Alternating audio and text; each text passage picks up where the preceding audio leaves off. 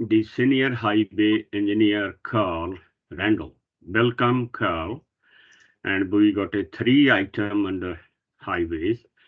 And let us talk about the College Road first. About which? Yeah, Carl, on to you. Sorry, could I just give some apologies? Is this an appropriate time to do it? Or after Carl's spoken? After Carl spoken, Carl. I think, Councillor Atwell, do you want to take the apologies first? Because that's usually, I think that's been missed off as an agenda item. So it should be after the introductions, it should be the apology. So could we just take apologies first, if I suggest that? It was a Graham Benfield. Graham Benfield, he sent me apology. Yeah. Did any other apologize? Yeah. Rob Smith, who's been doing some work on Safe College Road, and I think has been in touch with you, Carl, about other issues. 3 people down my street, Mr. Patel, Hamida and Mutz, Nina, Hare.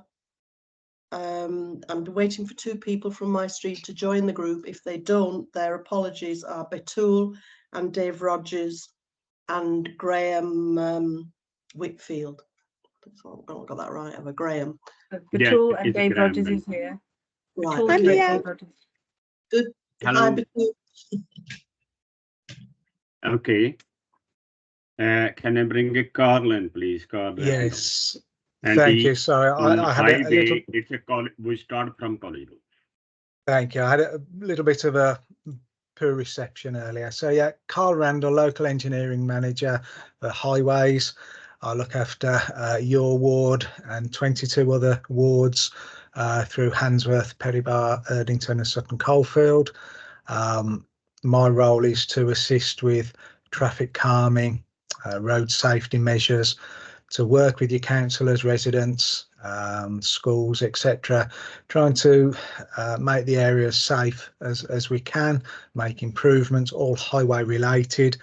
The type of work that we do, the schemes that we put in, include traffic calming, humps, cushions, build outs, yellow line restrictions, single, double, many other types of traffic calming and road safety measures.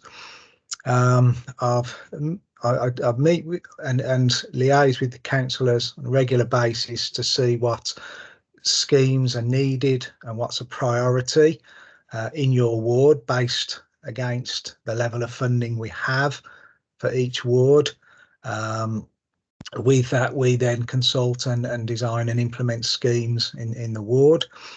I tend about and recently did so with the councillors, cabinet member and also some residents that are here and other residents because people were raising concern about parking and speeding.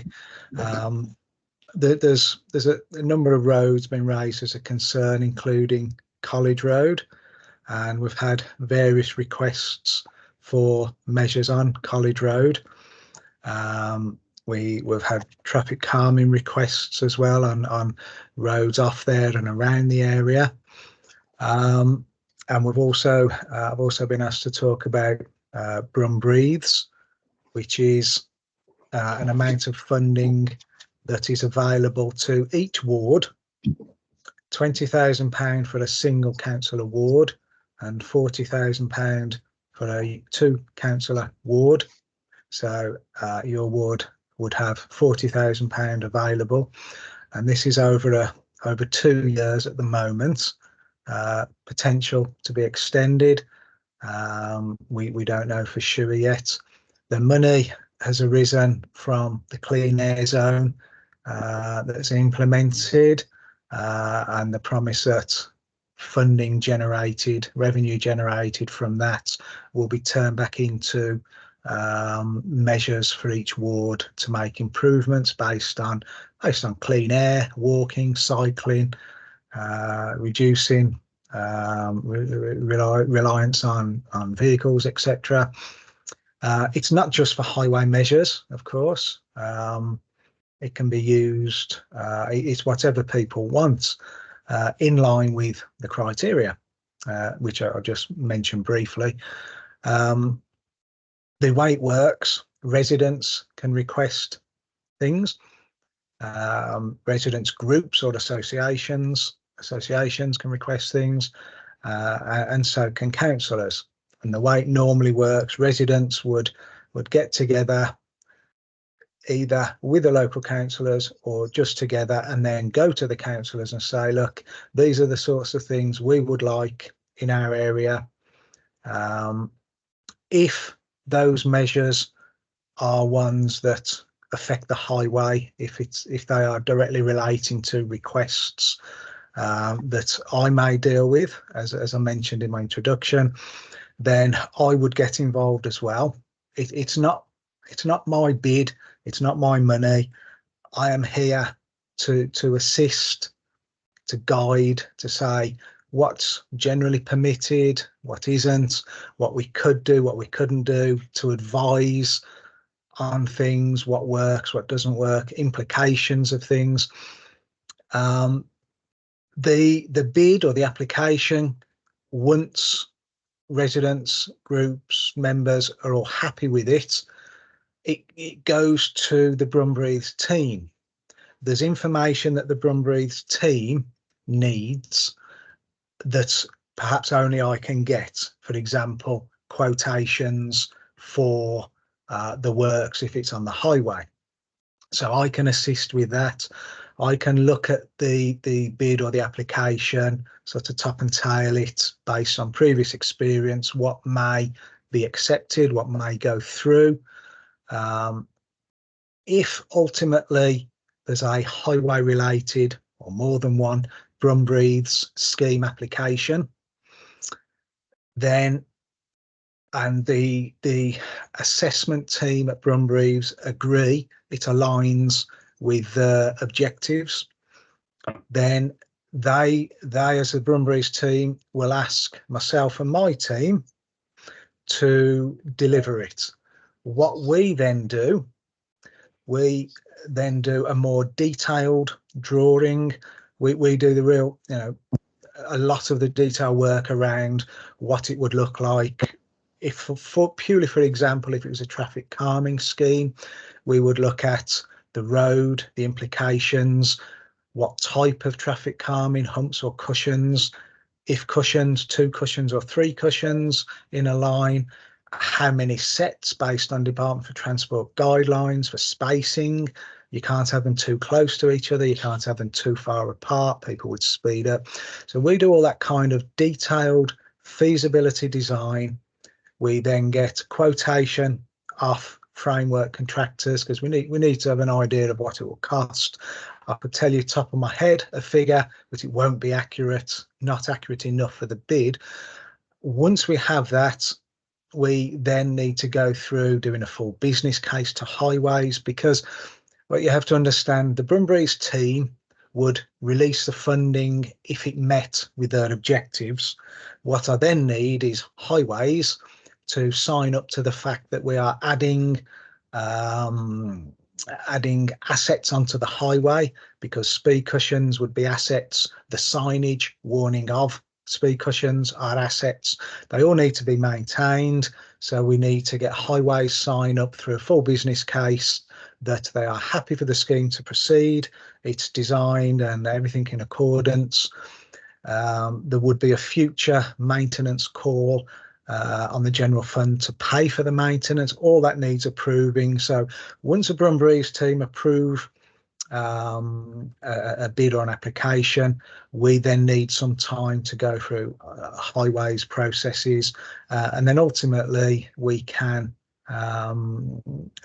consult locally on, depending on, some schemes need legal and mandatory consultation, other schemes don't. It's just an information, look what we're doing in your road next month. Other things we have to advise you and invite comments or objections and go through a legal process. So all that would happen further down the line. The reason I'm explaining this in a little detail is just to manage expectations on time processes. It is a few months. We can't get away from that. We are very low on staff. If we survive the current cuts, we will lose a third of our staff potentially. I only have 2 at the moment, so that's not ideal.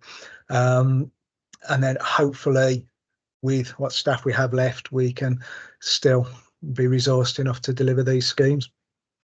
I think I've spoke enough to perhaps accept any questions through the chat.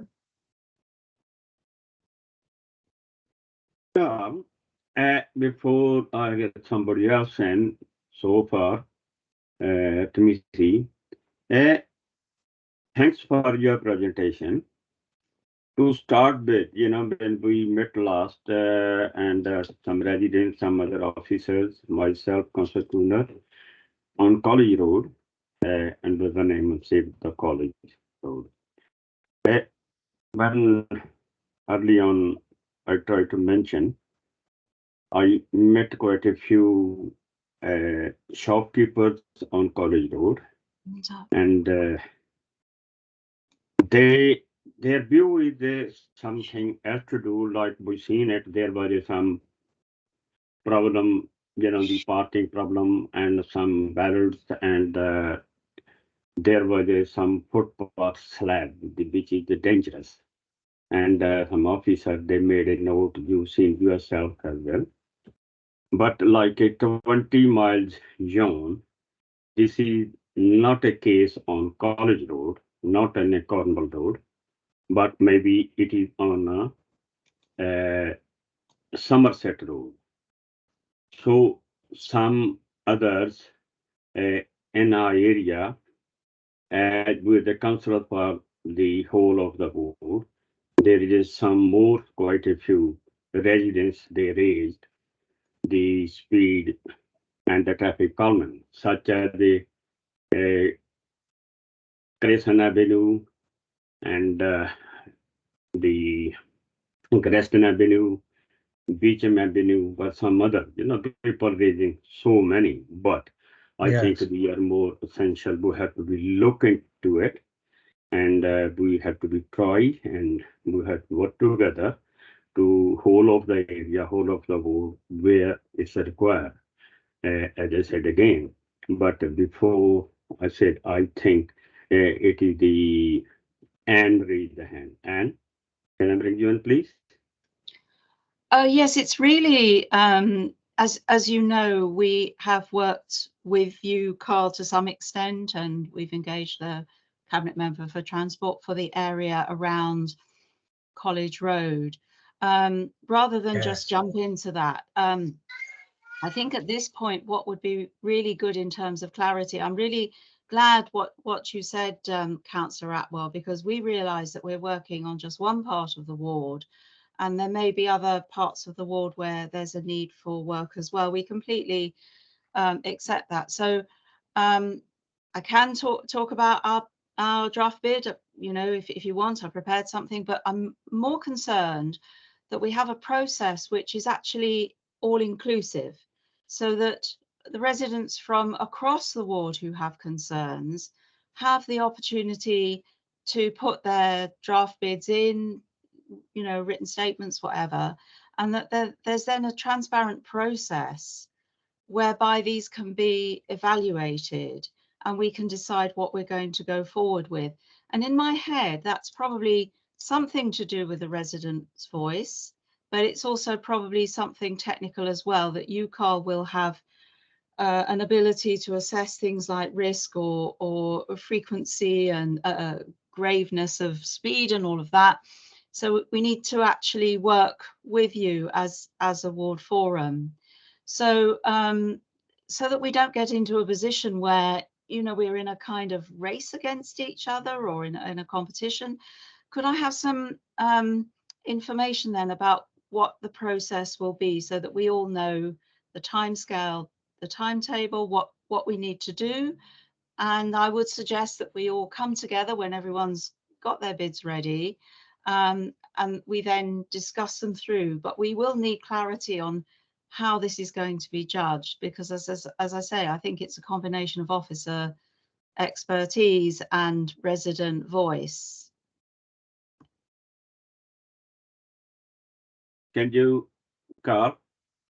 Yes. Okay. So what I would, as I say, I'm the delivery arm of it, but what I would perhaps suggest or recommend is all the requested bids or schemes or applications to go to your councillors, because there's a finite amount of money, as I said. So all of those bids or requests would go to the councillors, who could sit down perhaps with myself as an independent to give a bit of a check, a sense check, a financial check. Let's just say, for example, we had two bids, two different roads, both for traffic calming. How do you separate? Who shouts the loudest? Who said it first? Who got the bid in first? Well, my role would be to say, well, I can put a tube speed survey down. I can then measure the speed of every vehicle and the volume, count the vehicles for 7 days, 24 hours a day. And I could then come up and say, well, this road has 5,000 vehicles a day. This road has 2. This road has an average speed of 35 mile an hour. This one is 26. This road has 3 personal injury collisions. This road doesn't have any. So I can objectively sort of guide towards what the right decision should be. That's just an example. I would also be able to say, to traffic calm this road with the side roads and the implications and the signage, would be £40,000. This road would be £20,000. And so we could quickly come to what should be the right decision based on facts and actuals, rather than, you know, who might be more vocal or shouting a bit more. And that may be the best way to try and put them forward. They also need to be in the ward plan.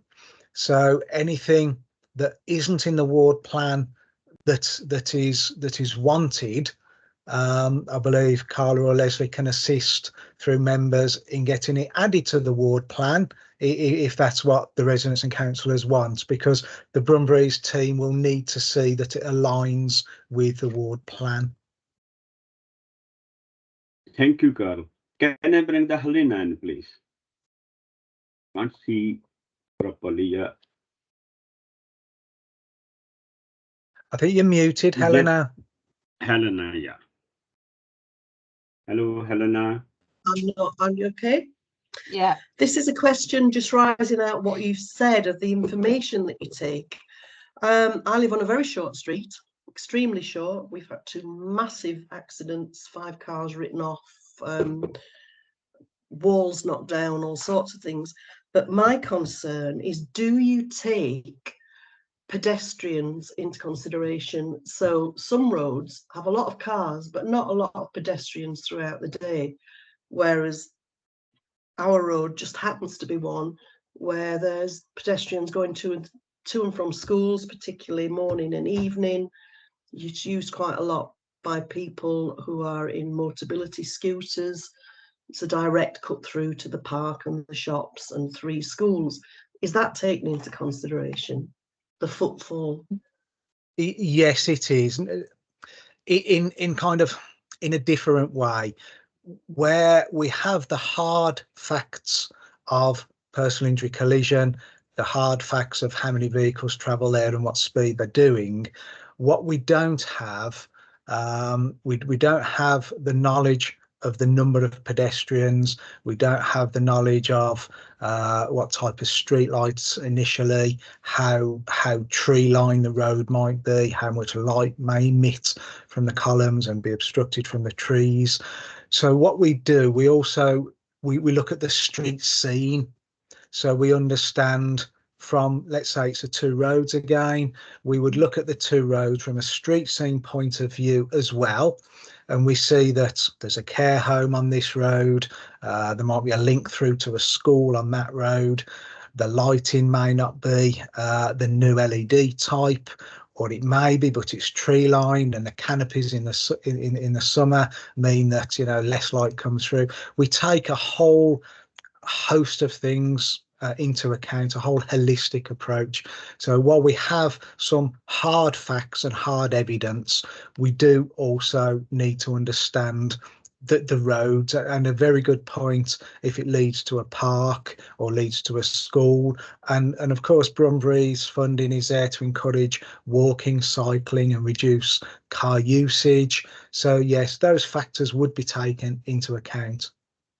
Thank you. Thank you. Can I bring Dave in, please? Dave Rosa.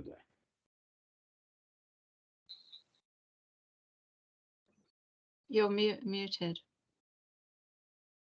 We can't hear.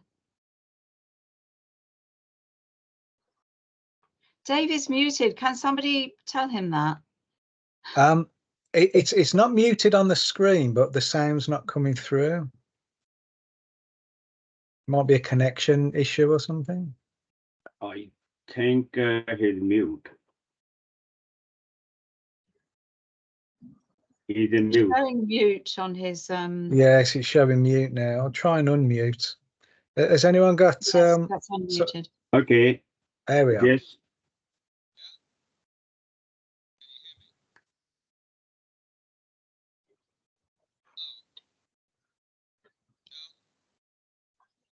Dave, we still can't hear you. It's unmuted, but it's not coming through. Dave, There's try having a look at the speaker at the bottom of your screen. Sometimes if you press the speaker, if you've got that on 0, then we might not be able to hear you as well. The microphone button might have a line through it. Shall I come Come in while on, we're find a waiting? new one. Is it F1, the one that may be muted? Yes, it There's could be some F1. icons at the top on the right on this version of Teams, and one says mic, and it had mine had a line through when I logged on, and I unclicked it. Just click on it, and the line comes off. But then if the line's off, and it will show on ours that it's muted on there as well. It's Dave's settings on his computer. Can I come in while we're waiting for Dave, Chair? Yes. While he's trying to be, yeah, you carry on, Councillor Kunas.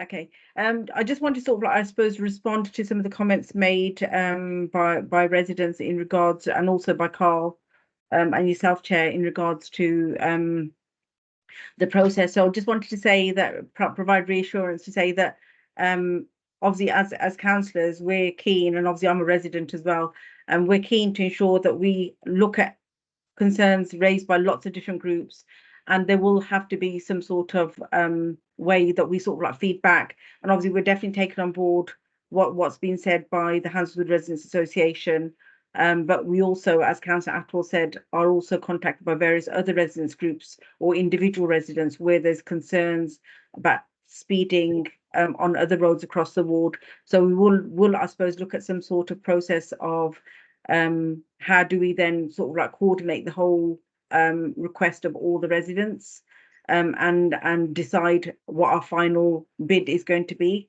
and share that so that it is completely transparent in terms of how the whole process is followed. So I suppose I want to just provide that reassurance, really, to say that we will. Obviously, I've read the PowerPoint that you sent through, and I see the points that you've made and how you've related it to the ward action plan. So we will definitely take all of that on board.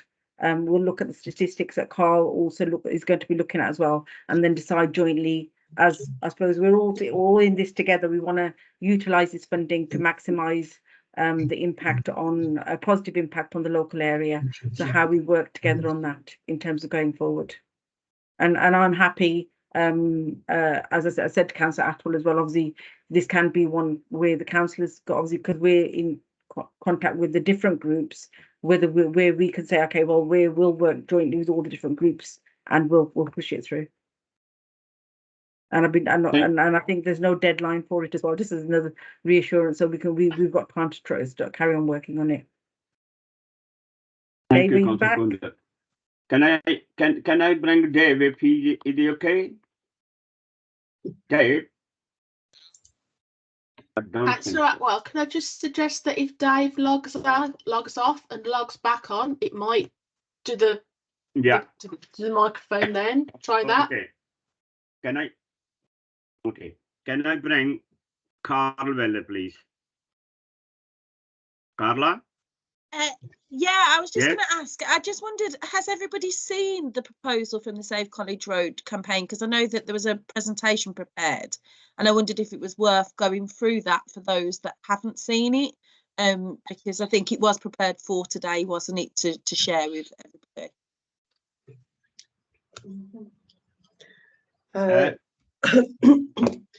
Yeah, that would be Anne. Anne with help from several other people put that together. So I don't know where Anne's disappeared to. I'm yeah. here. I'm here. Are we I'm okay?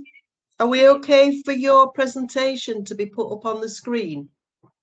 Yeah, absolutely. I mean, but I absolutely want to emphasize we're not trying to sort of like get in first and grab all the money or anything. So my question had been, and we can come back to it at the end. I very much welcome what Narinda is saying.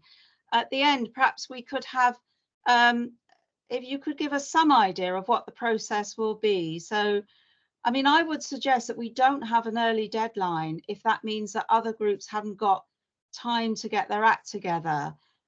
We might even, probably people shoot me for saying this, but we might even want to have it, you know, much later in the financial year. I think the money has to be spent, does it, by March 25? But, you know, I'm not trying, I haven't done a presentation to try and rush ours through. I'm happy to just canter through the key points. And what will be really useful is we'll get feedback, but then also other people can listen to this because it's recorded. And if there are things that we've kind of done wrong, hadn't hit the buttons, that's a learning point for everybody else as well. So, you know, this is in the spirit of trying to share as much knowledge as we have. But I do think before we leave, we should have sort of some idea of, you know, what's going to happen next. You know, would you like us to try and get our bids in to you, Carl, and the councillors by a certain point? You know, just something. Do you want me to very quickly say what it is? Is that all right? Yes, is that okay? No one's saying no. Chair, are you okay for Anne to share her presentation? But how long it will take, Anne? I can just try and do it in about 2 or 3 minutes. I mean, I don't have sharing functions, but I've sent it to the officers. So somebody could and I can share my screen. I've got the presentation ready if you want me to pop it up. All right, that's okay. And I'll go quickly. I'm not going to labour the points, I promise. Okay. And I'll go next slide, please. Yeah. So yeah, it's starting at, if we go to slide 2, please. So we wanted to just share our proposals. We wanted some feedback. Timescales would be good. And what we would quite like, I hope this isn't jumping the gun, Carl, but perhaps before we put the bid in, or you may suggest we just put it in raw, is possibly some technical guidance. So we've been quite open about what we're suggesting, because possibly what we're suggesting is not technically right. You know, you're the expert and we're seeking to work with you. So next slide. The big issue that we want to tackle is speeding and traffic flows. And that came out of the inaugural meeting of the Save College Road campaign, which was set up in March 2022, where we looked at a number of issues facing College Road and the surrounding area. So this does come genuinely from the residents in those roads around College Road.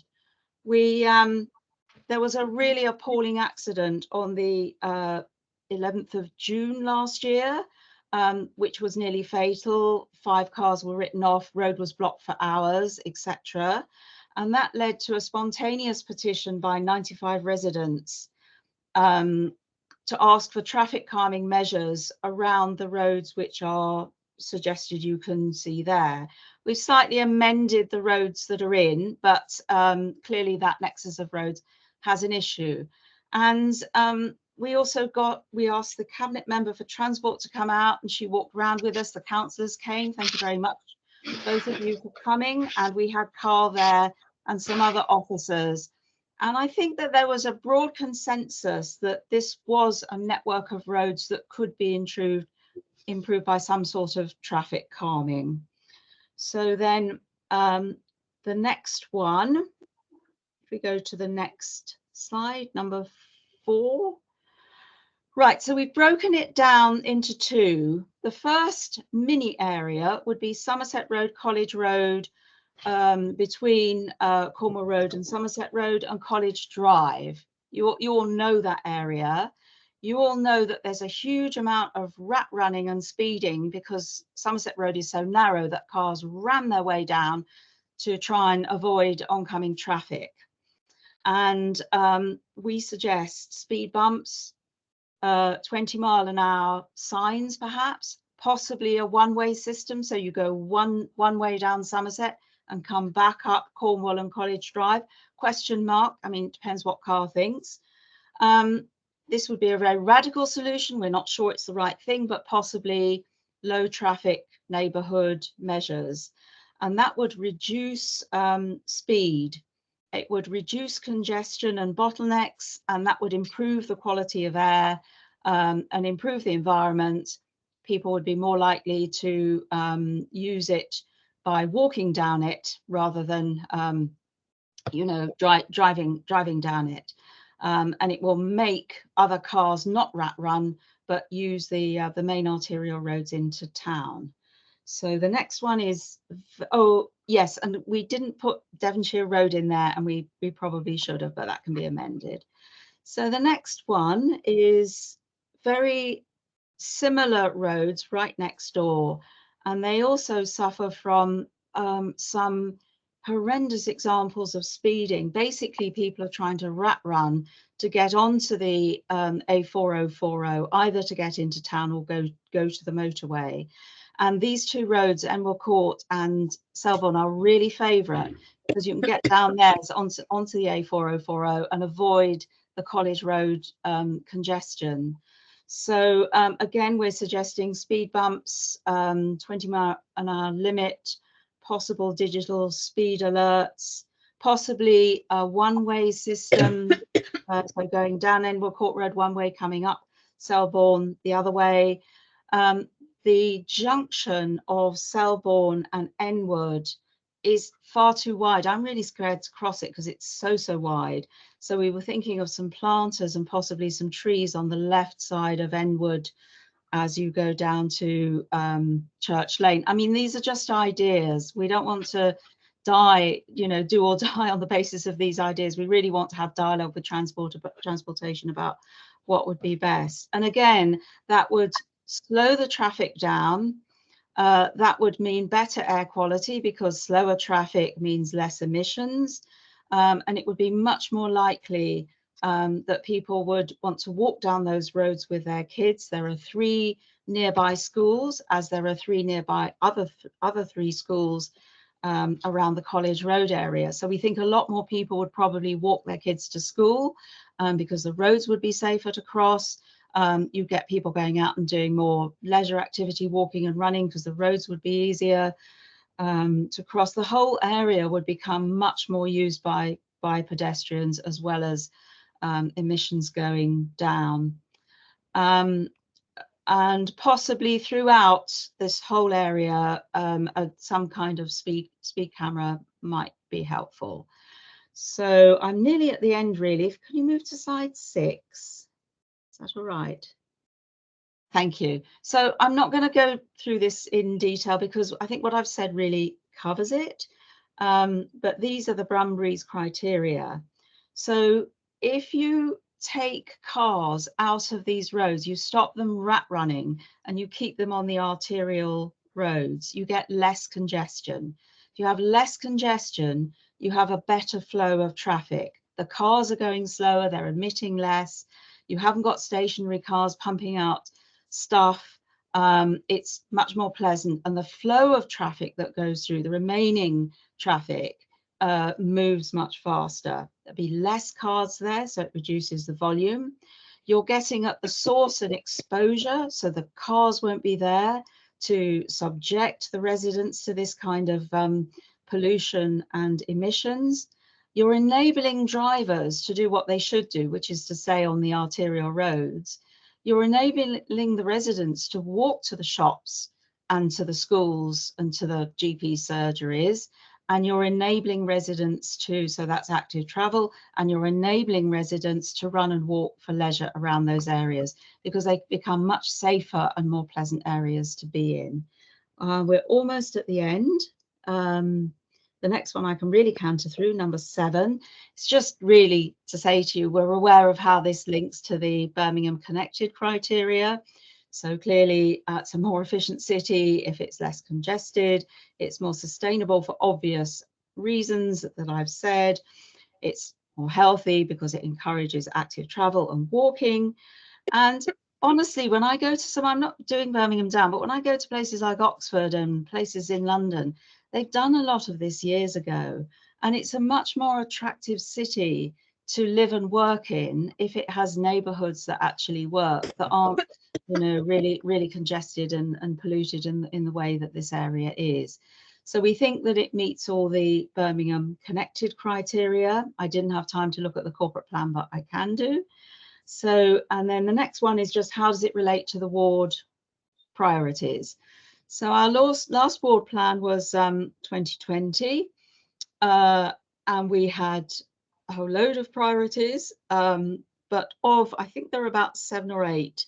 You can see there, it clearly aligns with health and well-being, environment, community safety. There's an awful lot of raid roads and stuff like that, so it would help with that. And it would also help with road safety. And I think road safety is the prism through which the residents often experience this. But I see no disconnect between road safety on the one hand and the Brum Breathes criteria on the other. Slowing the traffic down helps road safety, but it also helps issues like traffic emissions, encouraging active travel, etc., etc. So we know that we have to do more than meet the ward priorities, but certainly our bid would meet the ward priorities. I've packed a lot of things on the wish list. It's not like either we get them all or nothing should happen. Obviously, if other people have other bids in as well, we would accept that we might have to settle with not getting the entire package, because there might be other places that are a higher priority. But this is a menu.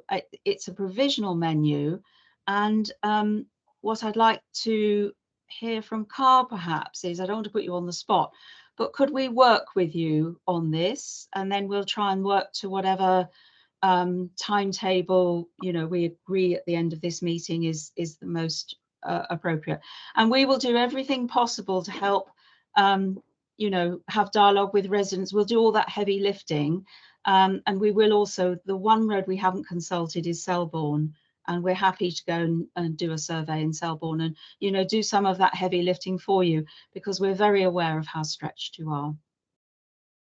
Thanks so much for listening. Thank you, Anne, for the presentation. Before I bring the call in, just everybody, every single road, 97% people asking, you know, they come down the traffic and they wanted 20 miles speed limit. I personally love it, but how we can do it? Where we going to find the funds for?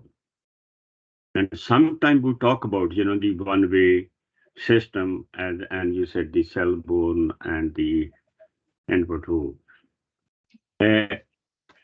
As a councillor, myself and Councillor Kuna, time to time, the people contact us We go and see them either over the phone, and different people have a different view.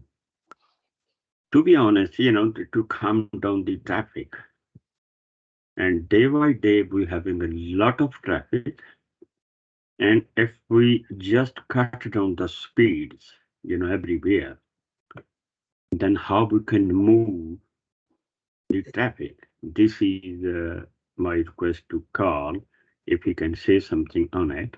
And because there is a need for the traffic to move on as well.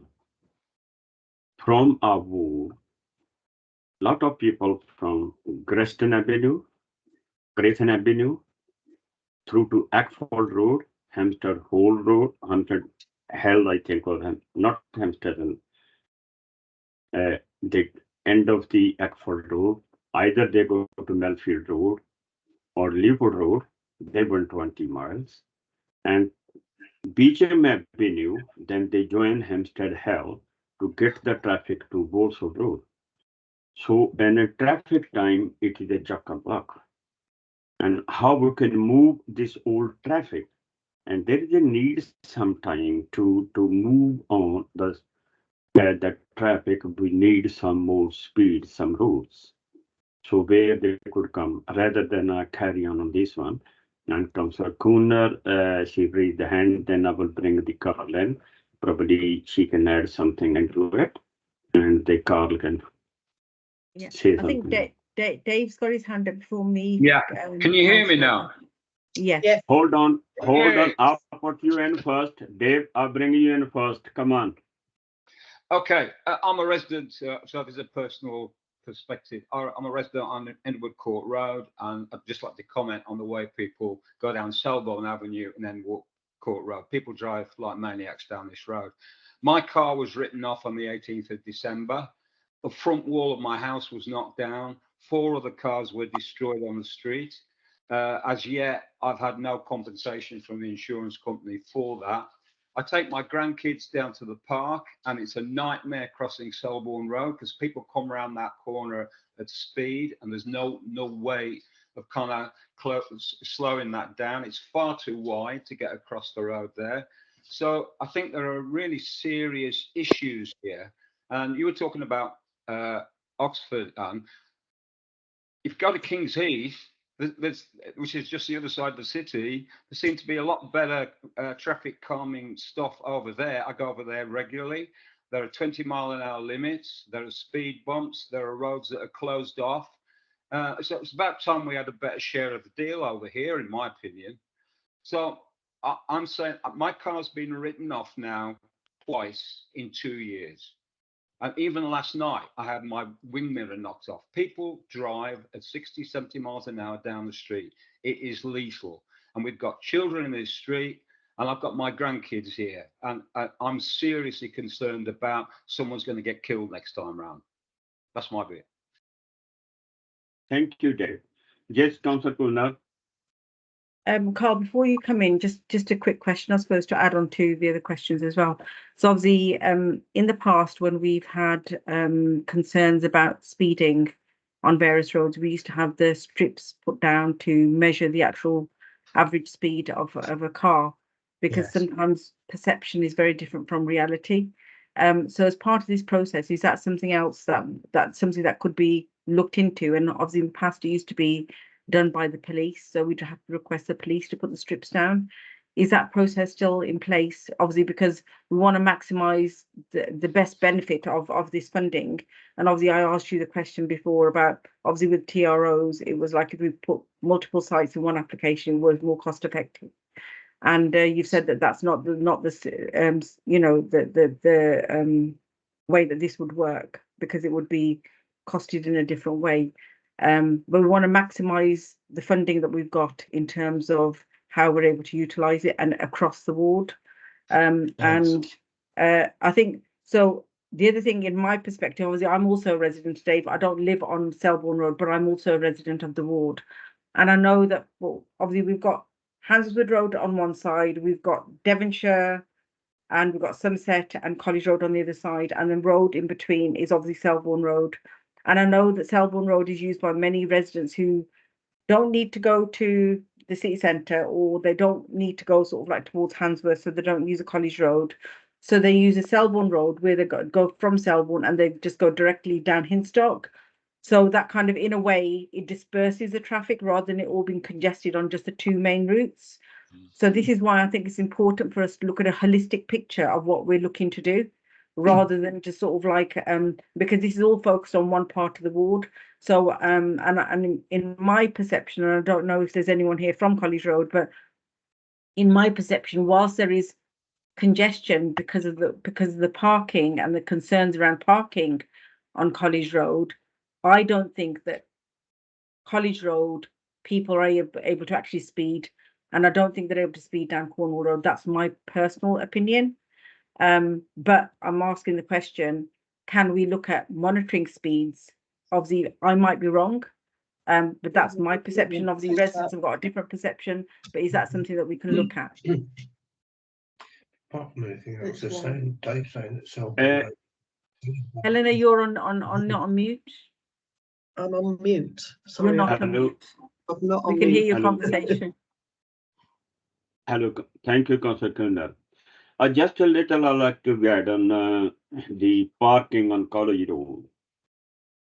I'm not sure, but I heard from local people, some people, they came from nearby and park the car, somewhere around Somerset Road or College Road, wherever they find parking, they park their car and they catch the bus number 11. So that's what they're using parking for. I'm not sure, but I've been told. Okay, car, you heard a lot now. Okay. To you now. To you Right. now. I know it's a lot of things you have to Yeah, answer, but I'll just leave it to you. Just briefly, the points to come. okay. I'll try and cover everything, but if I forget anything, please ask me. A lot of information there. Yeah, so the data strips, the police do them sometimes, used to do them at our request all the time, generally don't now. So we do the tube speed survey requests through a company, Traxis. That's one of the things where when we have multiple sites, it becomes more cost effective. Now, we haven't got any money left from this year's Ward Minor Transport Measures funding. Remind me to tell you where we are with those, because it's positive good news. So remind me to brief you on those and the LIB scheme. So going forward, either through next year's Healthy Streets Fund, which goes to Cabinet on about the 19th of March, if that gets approved, which is anticipated it will, then that's a 5-year fund for monies for each ward starting next year, subject to its approval. But we don't know the exact parameters of what we can spend it on yet. If we can spend the money towards these tube speed surveys from that, then we will. If not, then we will see if we can use Brum Breathes. If not, I will try and find some money from somewhere. We can and we should do a tube speed survey on the main roads of concern. It's the right thing to do. So for example, Somerset Road, brilliant example of a road where we should do it. Also Selborne Road. Whether would need one tube speed survey, I'd suggest probably just one for Selborne. It may be Somerset may need two. We need the right locations. We need to affix the equipment to the base of a lamp column and the tube to be run across the road and sort of temporarily bolted to the road for the week. We'll be guided by residents and councillors to the exact location. You know the fastest part of any road compared to us because you live there and use the roads. 3 or 4 tube speed surveys. 4 tube speed surveys might cost £1,000. If we do as many as 4, we could get them £250 each. A bit dearer if we have less. It's all economies of scale. So yes, that would be the right thing to do. That is a desktop exercise that we can't do. We need to know exactly what people are traveling at, and it'll give us a volume. So yes, we can do those. I'd need to find and identify where that money's coming from. And then yes, we would do the tube speed surveys to gather that very vital information. And in actual fact, what we do with that information is then, once a scheme is done and in place, implemented, we do a post-scheme implementation speed check as well. So we put the tube speed surveys back down again. Yes, it's another cost, but you know, don't we all want to see whether it was effective and how effective it was? So the average speed, they were all doing 37 mile an hour before the scheme was in place. Now the scheme's in place, tube speed survey, and they're doing 27. Brilliant, great results, 10 mile an hour less. So it is important if we can find the money from somewhere to do that, because it's a real, you know, it helps us shape the scheme and judge the priority and justify it, and then it gives us good tangible results of, you know, what we did and whether we made a difference. Looking at the two elements of the presentation, the first element being, let's say, Somerset, Cornwall, maybe Devonshire. I don't know about Cornwall for traffic calming, for humps or cushions. I don't know it as well as you guys do, but I did walk it with you last year. My recollection was a little bit parked up. Do they really speed? Don't shout at me. Do they really speed excessively? Do we need physical measures, or could we do a 20 mile an hour zone or speed limit to include Cornwall and Somerset and Devonshire? But then we have to think carefully about the money and how far it will go. Somerset Road, yes, absolutely would benefit, in my opinion, from either speed cushions, which is where you have 2 or 3 individual cushions on the road side by side with a little gap in between. A road hump is where it goes almost all the way across the road, not all the way because of drainage issues. Implications on both. Speed cushions are designed to be straddled by emergency services, fire and ambulance mainly, but a lot of people with 4x4s can straddle them. Some people say they're not as effective, but then again, residents don't always like humps. They don't like parking with the back end up in the air.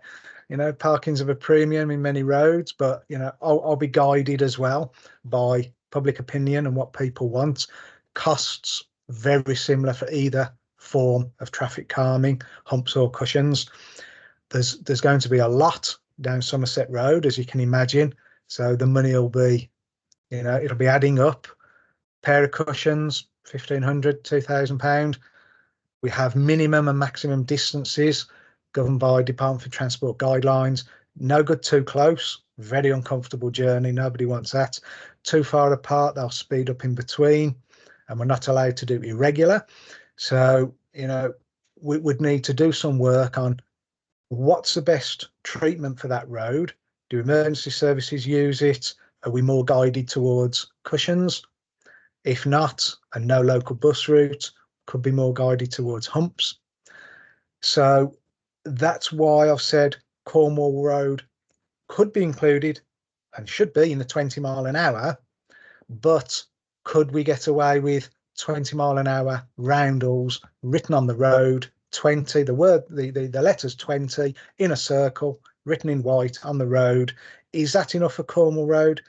Don't shoot me. If you really think it should be humps or cushions as well, bear in mind what it does to the budget. Yes, of course we can do that. Devonshire Road, now we're really adding on, aren't we? We're going more cushions, more humps, more signage. I'm only setting the scene and giving you the picture of how the costs build up. A one-way road, yes, of course, we do one-way roads. We need to be very careful, because what happens if you make Somerset Road one way from College Road to Handsworth Wood Road. They'll go fast because they're unopposed. There's nobody coming the other way. So the general speeds will increase. So even more reason to have your traffic calming. Then you're edging more towards humps again, because, you know, you have to be a bit more careful with humps. You can't let the speed creep up too much. So bearing in mind the morning rat run, people going towards A34 ultimately that way, you will still have the rat run. It's going from College Road to Handsworth Wood Road. Bearing in mind, anyone who lives on Somerset Road beyond Devonshire Road have got quite an onerous trip to get to their end of the road. Will they support that? Only a question, because I've done hundreds of these in my decades here, and not everybody wants it. Not everybody wants an onerous journey. Not everybody supports the good arguments that Anna's put forward. They will say, well, that's not reducing this, that, and the other carbon footprint and fumes and emissions, because you're making me go all the way to the roundabout. You're making me go all the way down Handsworth Wood Road and come back. Or are you saying I'm going to rat run and cut down Selborne to get there? We'll come on to that in a minute. So be careful of a one way, and be careful which way. If you have one way from Handsworth Wood Road to College Road, you've got the same arguments. You've got people still rat running, still coming at speed because they're unopposed in the opposite direction.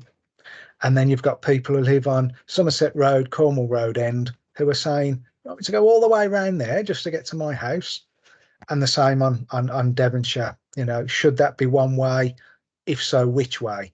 So lots of things to consider. And again, the cost of doing a one way can be £8,000 to £10,000.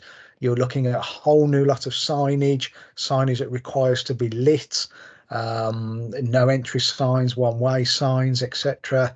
And then, of course, what happens whenever we do a scheme that tells a motorists you can't do something, whether it's a one way, whether it's a no entry, whether it's a prohibition of entry, whether it's a yellow line, some people breach it. And then you'll all shout at me and your councillors and say, you've done all that.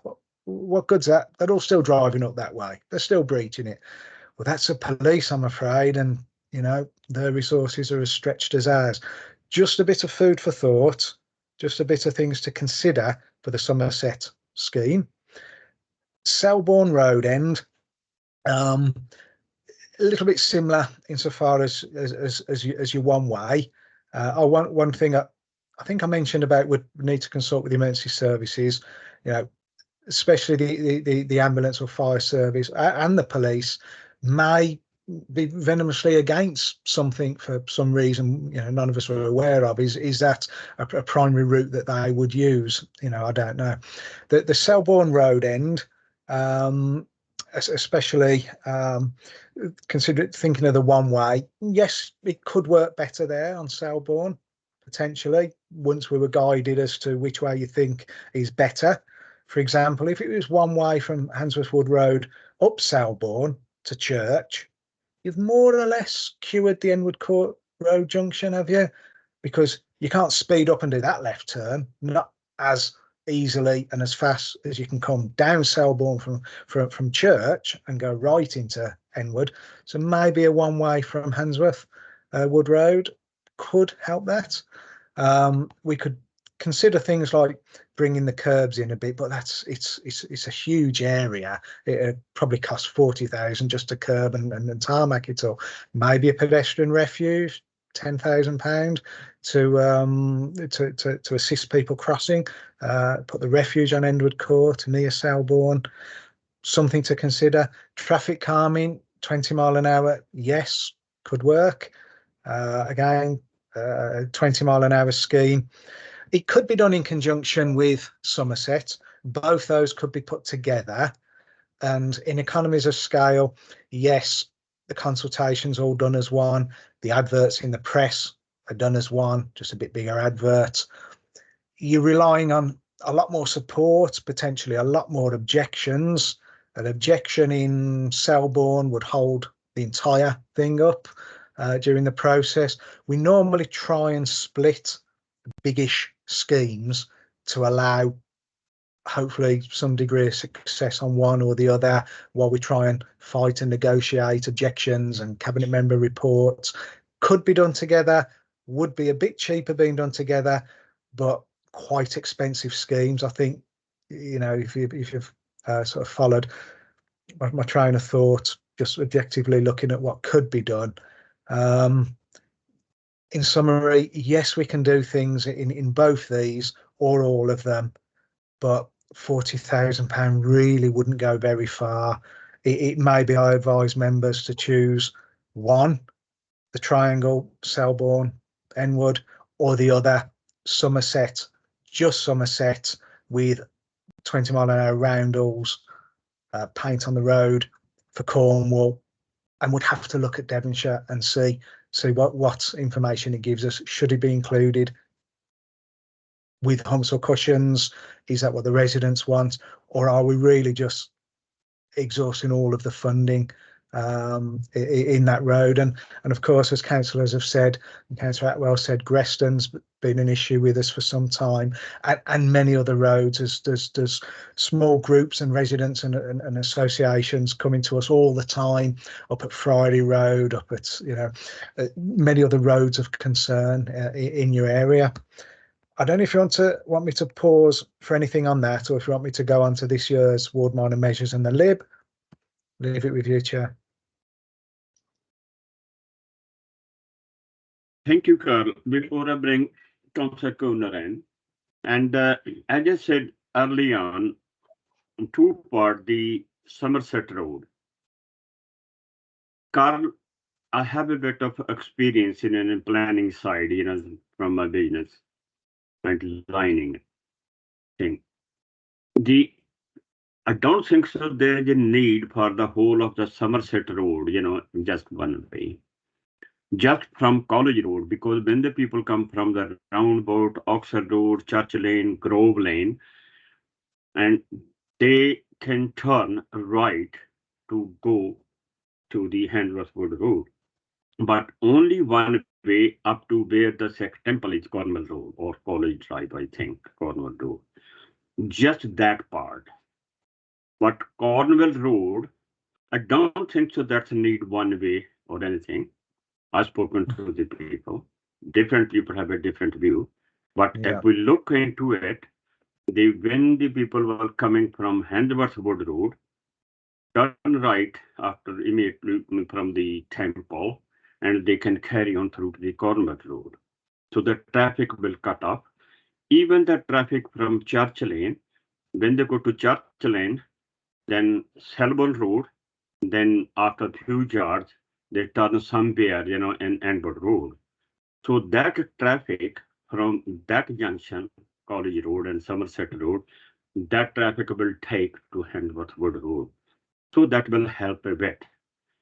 So I know the funds, and early on you said you will look into somewhere to find some fund. Please do some hard work, make sure take a very heavy duty torch to look into it where you can find some fund. Under the mattress at the moment. Okay, but yes, the Somerset, it's a long year we were thinking even before I become a councillor, because I'm local person for 56 years. And yes, the problem always was on this junction, just only that part. I think if we have a one way and some speed cushion as well. So that's where the traffic will come down even one way. So if you know, there is a one mechanic, it's a motor garage as well. So majority people, they come, you know, some they are parking around so and so. So there is a lot of things to look into it. I bring Councillor Cooner first, and then I think her once then in. Councillor Cooner. Thank you. Thank you. So I just want to say that, Carl, that's some really useful insights in terms of, you know, your experience and knowledge that you've shared with us. Because some of the things that you've said I kind of hadn't considered. Like, for example, you talked about the one-way system when, like, at the moment is a two-way system.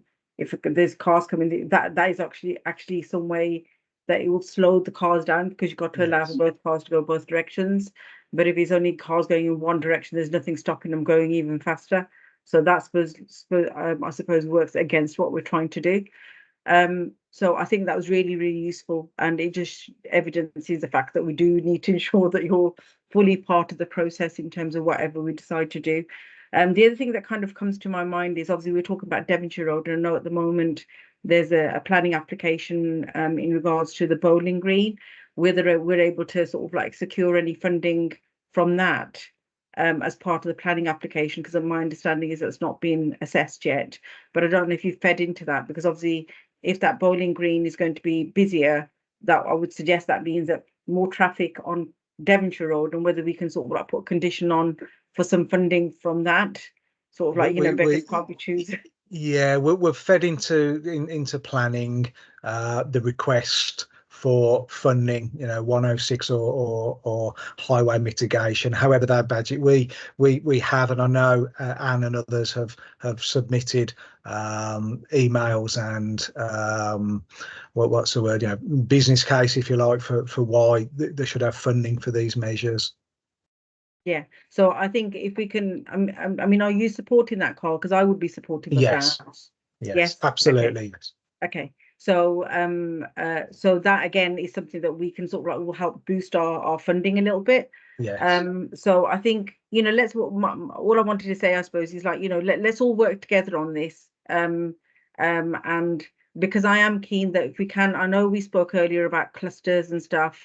But let's see where the best use of this money is, and I'm sure that's what all of us want in terms of the issues. And obviously we've got to utilize your expertise in terms of, you know, the impact of doing something in one area on another area and that sort of thing. Because obviously, and I mean, I've just responded to another email from a resident on Devonshire in regards to the traffic collisions at the junction of World's End and Devonshire, so we regularly get accidents there. So again, if that's something that we can look at. So I think there's lots of things that we need to sort of like look at and just see how we can maximize it. And obviously with economies of scale, if we can, but you know, utilize the adverts and everything going in together rather than lots of separate bids with lots of adverts, and we're having to spend money more than once. So let's work together, and all of that is all I want to say. Thank you. Okay. I think Councillor Councillor Atwell, Helena has got her hand. If you go to Councillor Atwell, if you go to the people icon at the top, it shows you who's got their hand up first, who's got it second. So Helena's up first, then it's Harbans afterwards. Okay. Let me remind you, and we are running out of the time as well. Helena, then I bring the Harbans in. Helena. Very, very quick question. When you say you need residents' consent, the bottom end of Somerset and Endwood Court, between 30 and 40% of the houses are exempt or HMO. So do you just take the views of the actual homeowner residents, or do you have to take the views of all the residents? Okay, and so a percentage you have to have. Right, so what we would do, normally we will do an informal consultation first, just to try and tease out any issues. Have we got it right? Are we on the right track, etc.? And then, you know, let people blow off steam, tell us what we're doing wrong and how we've got it wrong, and we don't live there. And then we can look at that to make any changes, alterations, and then the mandatory process, the bit we have no choice, is to advertise in the press, on street, and with everybody that lives on the road. That everybody who lives on the road, works on the road, and within 50 metres. So if we were doing Somerset Road, a letter would be received by every resident of Somerset Road and those who live within 50 metres on Handsworth Wood Road and, you know, whatever other roads off of it. There isn't a percentage that would need in favour, but if we sent 200 consultation letters and we had 10 objections and nobody in favour, we start to get a little bit nervous that nobody says they want it, and 5% or whatever are saying they don't want it. So what we want ideally is, if you support it, please tell us. Don't just think, oh, this is good, file this one away. Tell us you support it.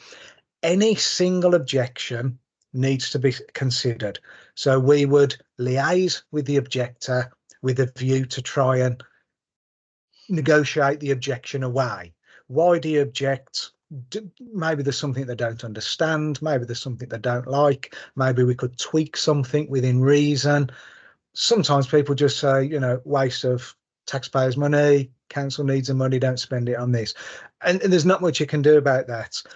Any objections we receive and that we can't resolve, we then do a report to the cabinet member detailing the scheme, detailing the objections, and detailing our comments to the objections.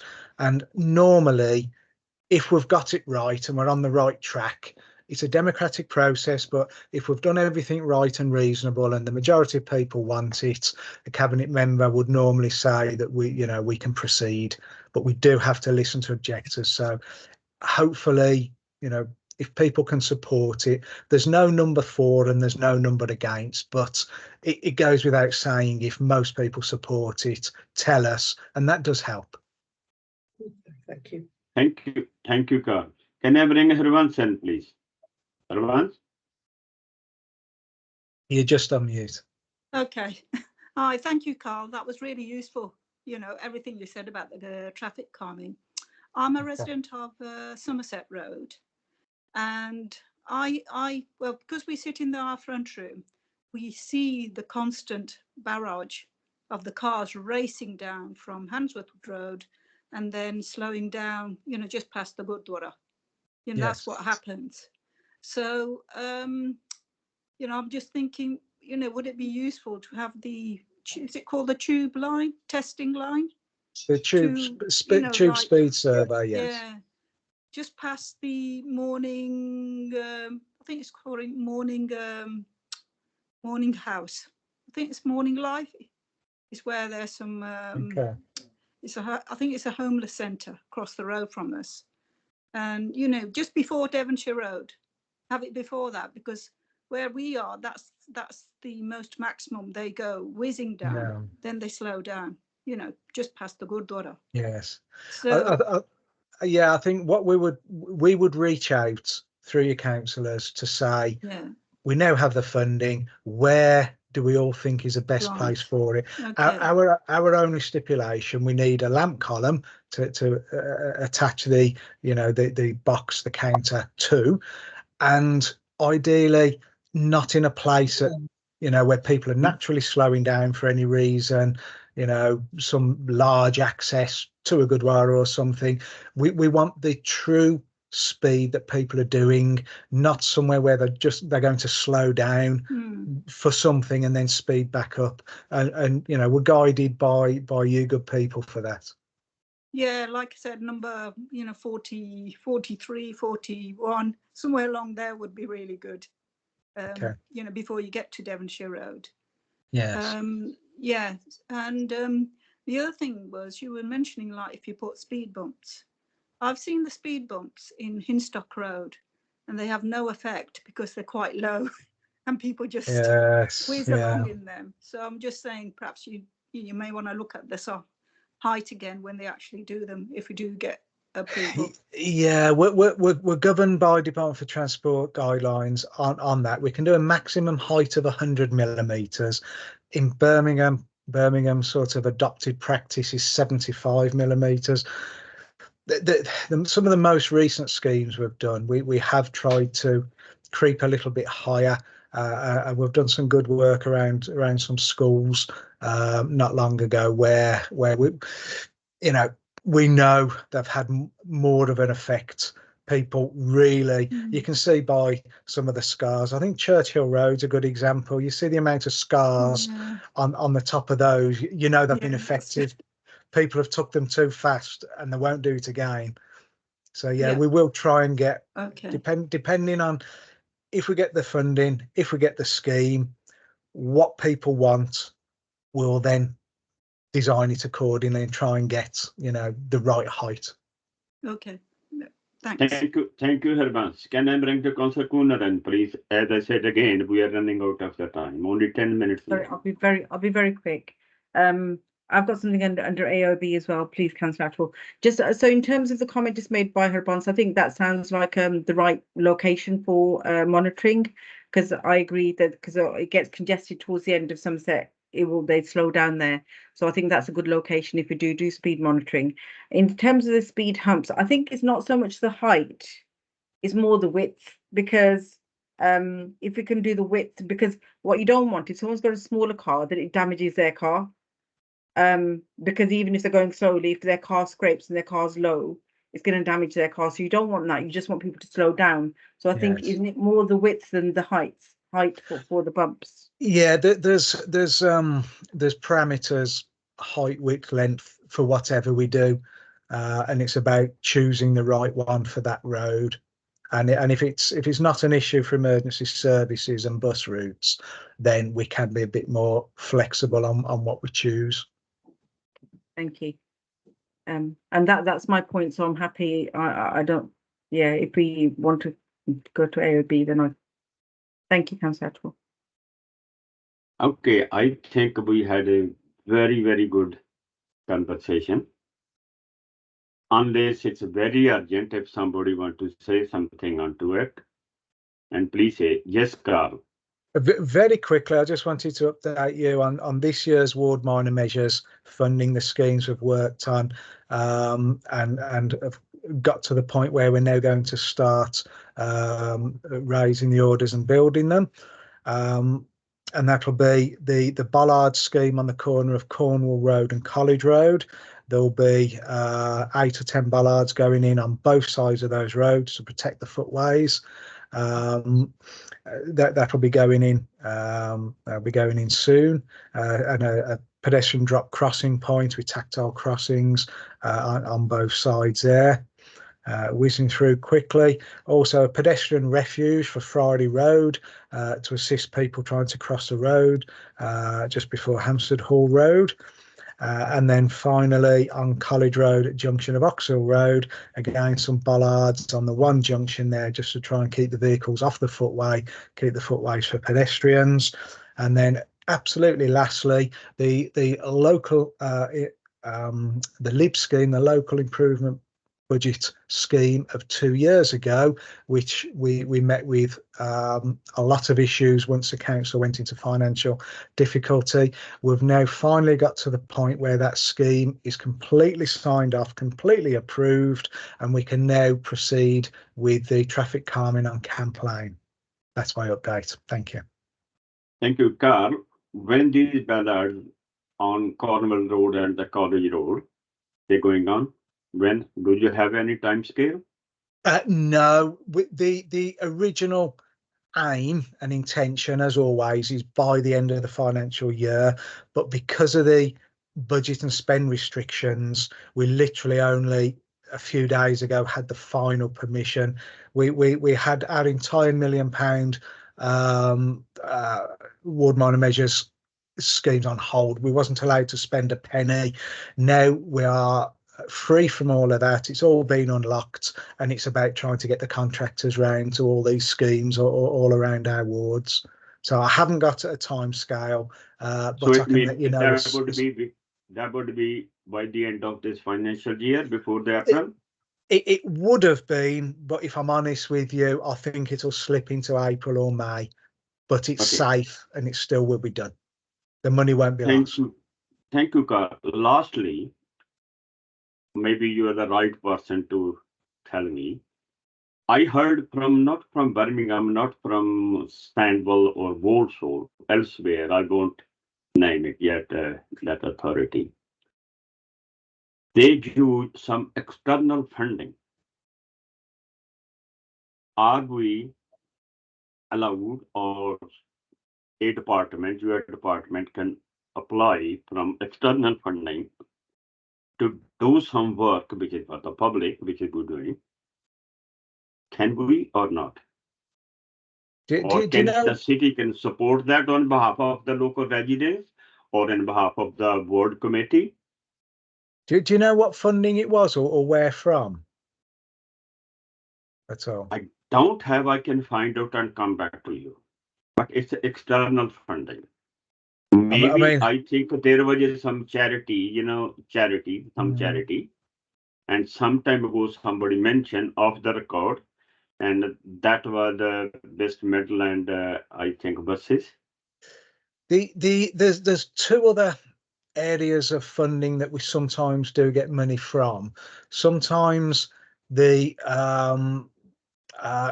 West Midland Combined Authorities have money that gets disseminated to individual councils, and sometimes if that's a particular capital funding pot, we can get money from there, or sometimes Travel for West Midlands have money for particular schemes, but I'm not aware.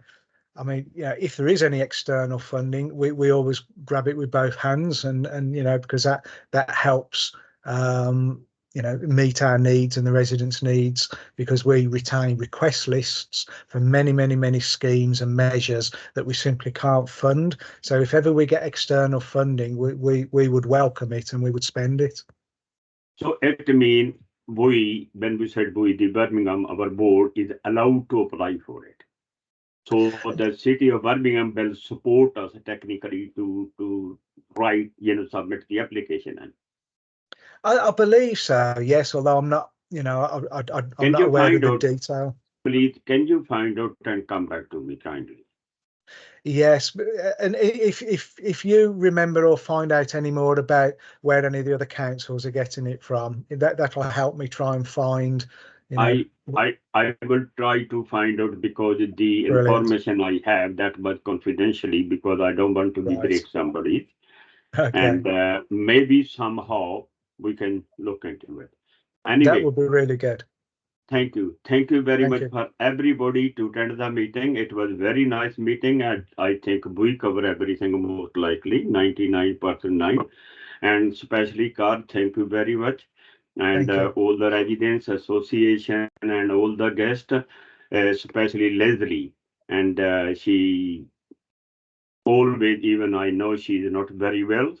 She catch up with the cold, but she's sorting out the meeting. Thank you very much. A good afternoon, and have a nice journey home. If you are outside, if at home, have a nice cup of tea. Thank you very much. Thanks all. Thanks for inviting me. Thank you.